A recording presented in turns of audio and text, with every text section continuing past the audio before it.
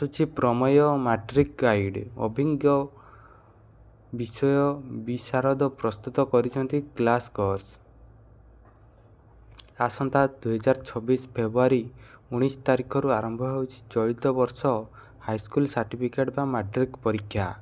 ଏଥର ପରୀକ୍ଷାରେ ବସିବାକୁ ଯାଉଥିବା ପ୍ରାୟ 5,60,000 ଛାତ୍ରଛାତ୍ରୀଙ୍କ ପରୀକ୍ଷା ପ୍ରସ୍ତୁତିକୁ ସହଜ ଏବଂ ଶାଣିତ କରାଇବା ନିମନ୍ତେ ଖୁବ୍ ଶୀଘ୍ର ପ୍ରକାଶ ପାଇବାକୁ ଯାଉଛି ପ୍ରମେୟ ମାଟ୍ରିକ୍ ଗାଇଡ୍ର 10ମ ସଂସ୍କରଣ। ଇତିମଧ୍ୟରେ ମାଟ୍ରିକ୍ ପରୀକ୍ଷାର ଢାଞ୍ଚା, ପ୍ରଶ୍ନଶୈଳୀ ଏବଂ ମୂଲ୍ୟାୟନ ପଦ୍ଧତି କେତେକାଂଶରେ ବଦଳିଥିବା ହେତୁ ପରୀକ୍ଷା ପାଇଁ ଛାତ୍ରଛାତ୍ରୀଙ୍କ ପ୍ରସ୍ତୁତି ବି ବଦଳିବା ଦରକାର ବୋଲି ଅନୁଭବ କରି ପ୍ରମେୟ ଏଥର ନୂଆ ଧାରାରେ ନୂଆ ରୂପରେ ଏହି ଗାଇଡ୍ ପ୍ରସ୍ତୁତ କରିଛନ୍ତି।